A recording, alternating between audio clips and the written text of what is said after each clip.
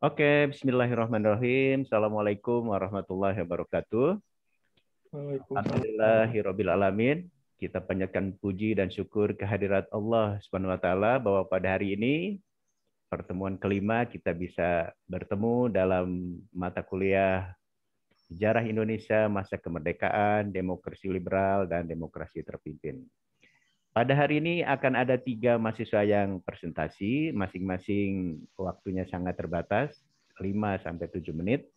Dan tanpa membuang waktu, saya persilahkan pertama kepada Saudara Rizky, setelah itu berlanjut ke Saudara Dapa, dan terakhir Saudara Andika. Silakan Saudara Rizky untuk presentasi. Oke, baik Pak. Apakah ada suaranya Pak? Ya, silakan terus. Ya. Assalamualaikum warahmatullahi wabarakatuh. Perkenalkan, nama saya Rizky Kurniawan dengan NIM 1806236. Boleh di next aja, Dap. Nah, ini saya akan menjelaskan tentang peristiwa Ambarawa yang dilatar belakangi. Yang pertama itu ada pada tanggal 20 Oktober 1145, tentara sekutu itu datang ke Semarang untuk mengurus tawanan perang. Yang kedua, tentara sekutu yang datang ke Indonesia itu disiasati atau dicurigai, diboncingi oleh Nika.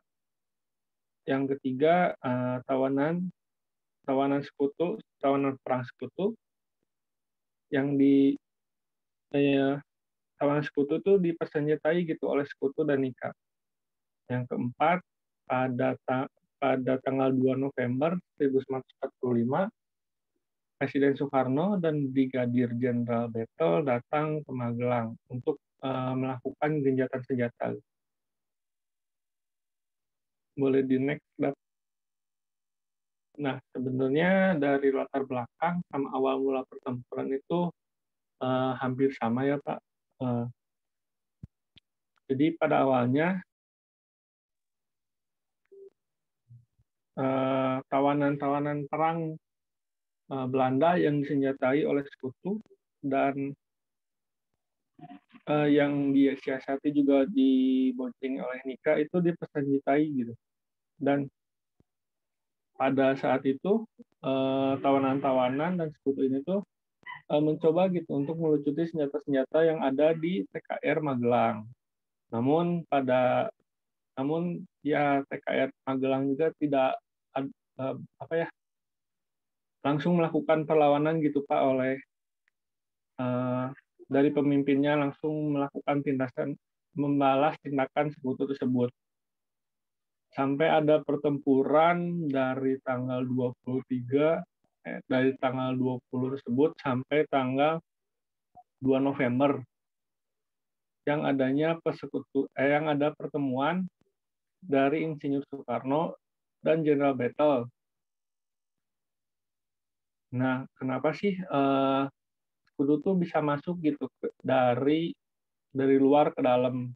Nah, karena pada awalnya sekutu tuh berjanji gitu untuk tidak mengganggu kedaulatan Indonesia yang sudah merdeka. Namun janji tersebut diingkari dan sampai ada pertempuran-pertempuran.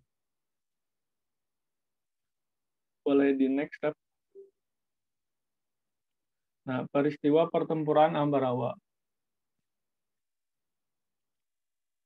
Sebenarnya sebelum tanggal 11 Desember ini ada beberapa pertempuran yang tidak saya masukkan.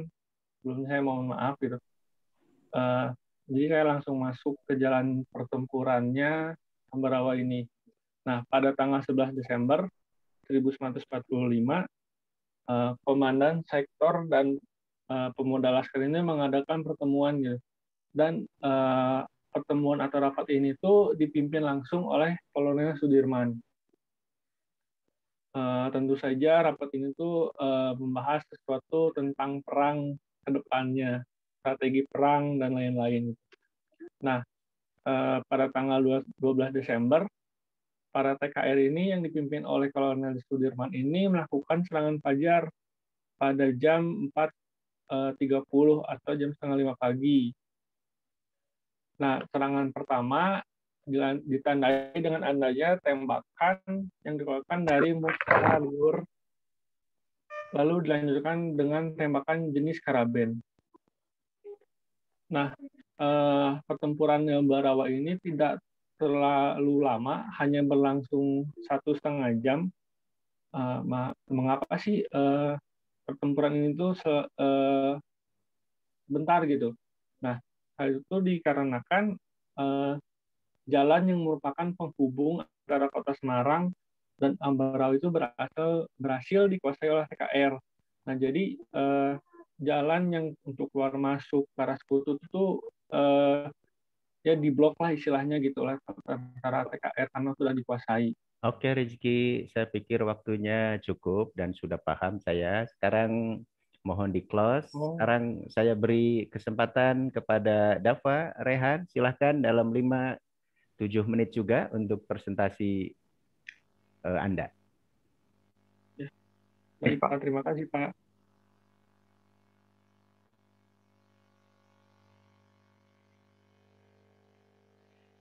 Ya, tes. Ada suaranya. Ada. Silakan terus. Bismillahirrahmanirrahim.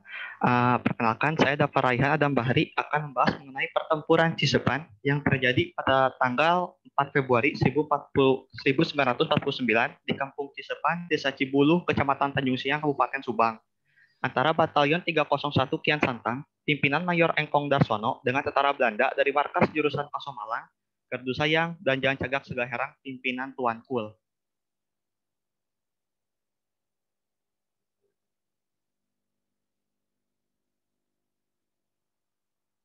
Latar belakang pertempuran ini dilatar belakangi oleh agresi militer Belanda II yang menyebabkan jatuhnya ibu kota Republik Indonesia itu Yogyakarta dan perintah siasat nomor 1 Panglima Besar Sudirman tertanggal 12 Juni 1948 berisi perintah kepada seluruh TNI untuk segera melakukan infiltrasi ke wilayah asal divisinya masing-masing dan membangun perlawanan total di sana secara gerilya. Hal inilah yang mendasari adanya long march yang dilakukan oleh divisi Siliwangi ke Bandung, Jawa Barat. Lalu yang ketiga adalah ultimatum tentara Belanda markas Jalan Cagak Segaherang kepada Batalion 301 Kian Santang ketika berada di Kampung Cilengkrang, Sumedang. Ultimatum tersebut berisi untuk penyerahan senjata diikuti dengan penyerahan diri dengan membawa bendera putih dan memakai ban lengan warna putih di lengan baju mereka masing-masing. Langsung ke pertempuran Cisepannya. Yang pertama, Mayor Engkong Darsono membagi Batalion 301 Kian Santang menjadi 4 divisi. Yang pertama adalah 4 kompi. Yang pertama adalah kompi 1 Anoman berada di Kampung Cisepan, kompi 2 Bima di Kampung Cisundai, kompi 3 Baladewa, dan kompi 4 Purbaya di Kampung Gandasoli dan sekitar.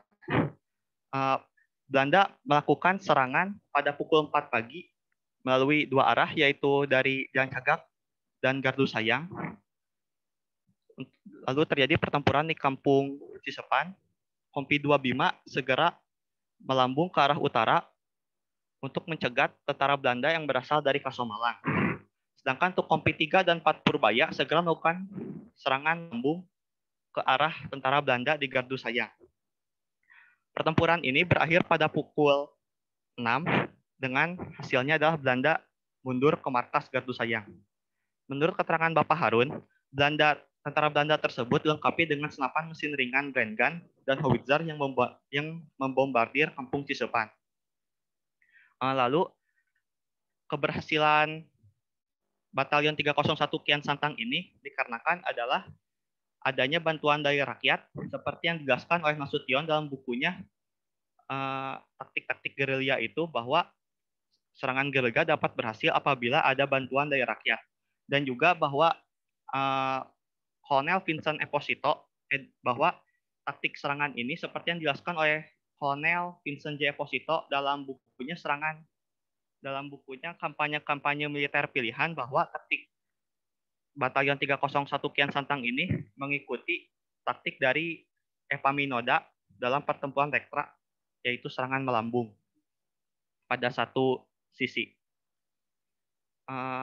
Hasilnya adalah 1 tentara Belanda berpangkat mayor mati, 5 tentara Belanda berpangkat letnan mati, 35 serdu Belanda mati, 2 pucuk mortir dengan 16 peluru, 48 senapan Lee Enfield, 3 pucuk stand gun, dan 3 pucuk Bren gun berhasil dirampas oleh TNI. Sedangkan untuk kerugiannya adalah 5 prajurit TNI gugur, 3 prajurit luka berat dan ringan, 2 orang sipil meninggal, dan 2 orang sipil terluka tembak. Untuk memperingati pertempuran ini, dibangunlah sebuah monumen bernama Monumen Perjuangan 45 yang didirikan oleh Pun Hadi atas prakarsa dari Bupati Subang yaitu Acu Samsudin yang diresmikan pada 20 Mei 1976 oleh Gubernur Jawa Barat Mayor Jenderal A. Kunarti dan Panglima Divisi Siliwangi Mayor Jenderal Himawan Sutanto. Oke, Dr. Rehan, saya pikir cukup waktunya dan kami sudah paham. Mohon di-close. Dan sekarang kita akan beri kesempatan terakhir kepada Andika. Silahkan presentasi. Baik, Pak. Ini share screen-nya gimana nih? Sorry. Oke, bicara aja kalau susah. Silahkan, terus.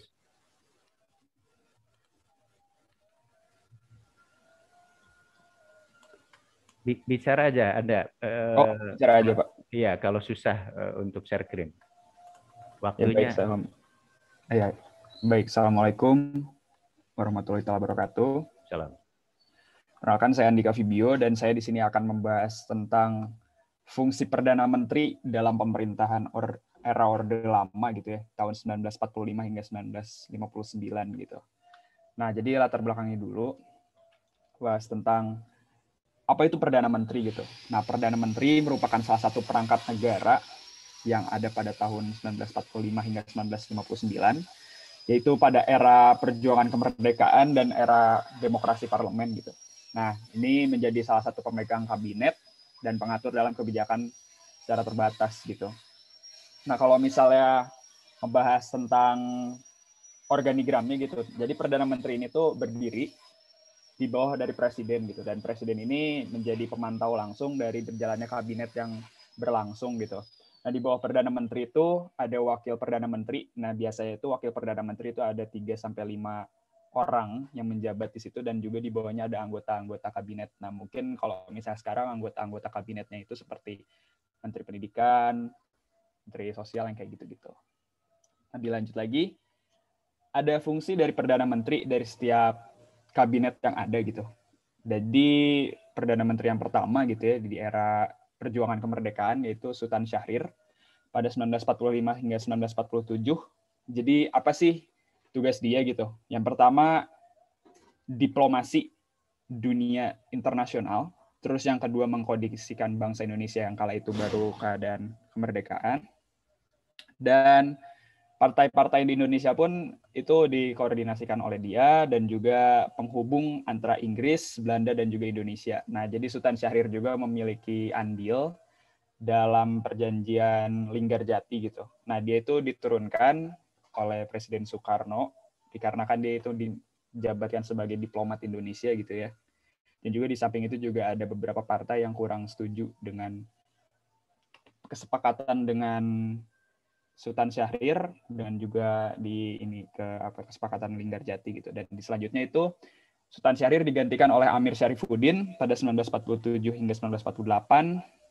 Dia itu memiliki andil gitu ya sebagai diplomat antara Indonesia dan juga Belanda, mengondisikan partai dan juga keamanan negara. Dan di samping itu juga Amir Syarifuddin itu menandatangani perjanjian Renville ya. Itu bentuk lanjutan dari perjanjian Linggarjati, dan juga itu keadaannya merugikan negara. Beberapa partai mengadakan mosi tidak percaya, dan akhirnya juga Amir Syarifuddin diturunkan sama Presiden Soekarno itu secara tidak hormat gitu. Dan dilanjut lagi oleh Muhammad Hatta karena keadaannya di situ memang urgent banget gitu. Jadi Muhammad Hatta tuh selaku dari wakil presiden juga, dia menjabat sebagai Perdana Menteri gitu. Nah, itu dia memiliki andil sebagai diplomat antara Indonesia Belanda, mengondisikan pemerintahan darurat karena keadaannya karena itu kan ada agresi militer Belanda gitu kan. Jadi Indonesia itu memang benar-benar terhimpit banget gitu. Dan juga kan Muhammad Hatta juga keadaannya waktu itu diasingkan oleh Belanda. Jadi dia dibuang ke salah satu tempat terpencil di Indonesia. Dan dia itu mau mengadakan pemerintahan darurat gitu ya, yang ada di India gitu. Cuman akhirnya Indonesia juga dapat merebut kembali wilayah vital di Indonesia, contohnya seperti Yogyakarta, dalam konferensi Romroyen gitu, dalam konferensi meja bundar juga. Terus selanjutnya setelah Muhammad Hatta, itu ada era baru, yaitu era parlementer gitu ya.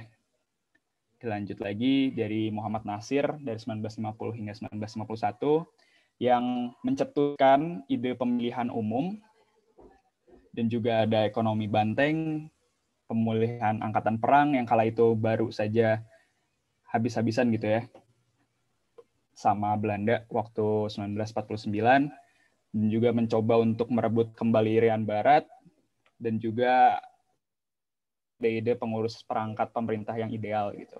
Terus selanjutnya lagi itu ada Sukiman Wirjosanjo 1951 hingga 1952. Dia mencoba pemilihan umum dan juga pemulihan angkatan perang gitu. Hampir sama kayak Muhammad Natsir ya dalam andilnya gitu. Tapi dia mencetuskan UU Serikat Buruh di sini. Dan dilanjut lagi oleh Wilopo 1952 hingga 1953, itu tetap mencoba merealisasikan pemilihan umum, tetap memulihkan angkatan perang, dan juga memberikan perangkat-perangkat pemerintahan yang ideal. Dan juga di Wilopo ini sebelum melaksanakan pemilihan umum pada 1955, dia mencetuskan UU Pemilu gitu, dan itu benar-benar kepake banget ketika 1955 gitu. Oke, Andika, waktu Anda sudah habis juga. Terima kasih. Dan saudara-saudara, saya ingin share screen sekarang untuk mengomentari 3 presenter tadi. Ini karena waktunya terbatas, mohon maaf. Saya pikir ketiga presenter tadi sudah memberikan pemahaman kepada kita, dan mahasiswa lain dari sekarang boleh mulai komentar singkat dan saran di WhatsApp group nanti ya, supaya waktunya efektif. Oke, Rizky Kurniawan, Peristiwa Ambarawa. Kalau lihat judulnya, kalau orang sejarah ini kurang bernuansa sejarah. Ada apa peristiwa Ambarawa? Oh, ternyata cinta saya terpapar di sana. Itu. Jadi kalau orang sejarah harus pakai tahun, harus pakai periode ya. Yang kedua, saya pikir tokoh-tokoh pelaku sejarah dari Indonesia hanya disebut, tapi tidak dianalisis mengapa dan bagaimananya. Sejarah itu yang menariknya kausalitasnya, mengapa bagaimananya. Bahkan tokoh-tokoh dari Inggris dan Belanda tidak sebut. Jadi seperti tokoh militer Indonesia perang dengan hantu, nggak kelihatan ya. Siapa orang Belandanya, siapa orang Inggrisnya, ini penting ya.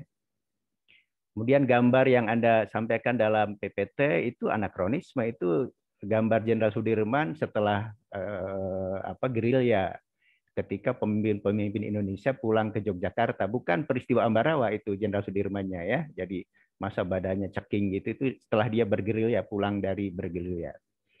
Dan jalan pertempurannya kronologis ya, tidak menarik. Anda tidak menunjukkan sebab akibat, masa bertempur tuh tanggal sekian terjadi ini, tanggal sekian terjadi itu kronologis ya. Tanggal sekian rezeki lahir, tanggal sekian rezeki nikah, tanggal sekian rezeki berumah tangga, itu tidak menarik ya. Kausalitasnya tidak nampak. Coba dalam membuat makalah lengkapnya kemukakan kausalitas dan analisnya itu supaya menarik ya.